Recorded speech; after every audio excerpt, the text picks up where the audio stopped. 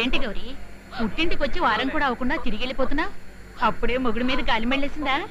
లేదు పిన్ని, నేను ఇలా వచ్చేగానే మా ఆయన మరో దాంతో షికార్లు కొడుతున్నాడని మా పొరిగింటి సావిత్రమ్మ నాకు ఉత్తరం వేసింది. అంతేనమ్మా, అంతే. ఏ మగాళ్ళంతా అంతే. మా ఆయన మిగతా మగాళ్ళగా ఎద వేషాలు వేస్తాడనుకోలేదు. నీ మొగుడేంటి, నా మొగుడేంటి, ఈ లోకంలోని మొగుళ్ళంతా అంతే. మీ చిన్నాన్న మాత్రం తక్కువ తిన్నాడా? నన్ను ఇలా మ్యాట్ని ఆటకు పంపేసి ఇంట్లో మరో ఆడదంతో మ్యాట్ని పెట్టేసేవాడు.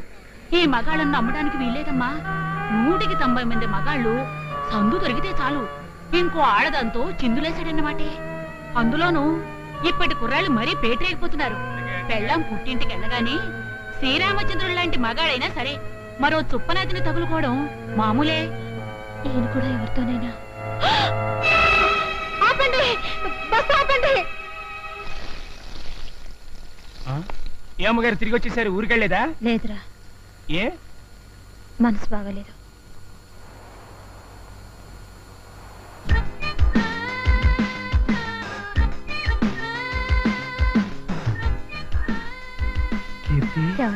కీర్తి,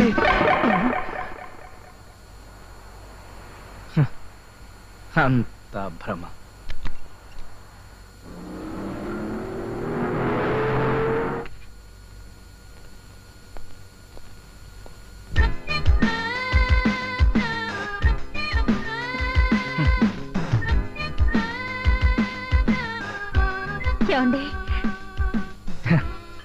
చూసావా కీర్తి, నువ్వు ఊరికి వెళ్ళిపోయినా నీ నీడలు మాత్రం వెంటాడుతూనే ఉన్నాయి. అదేంటమ్మగారినా?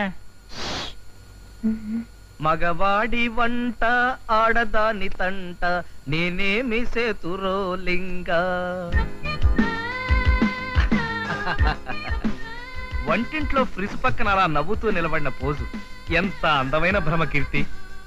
ఏమిటో అంతా నా భ్రమ.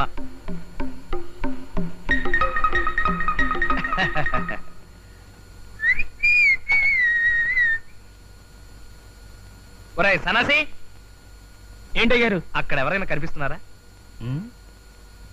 ఇక్కడ ఎవరు లేరండి.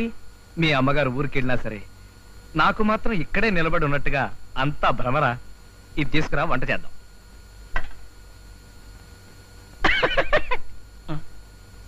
నేను వంట చేయడం చూస్తే నీకు ఎగతాళిగా ఉందా? కొట్టానంటే గోప గులాబ్ జామ్ అయిపోద్ది. రా. ఏంట్రా పిచ్చా? కొట్టా పద. కట్టు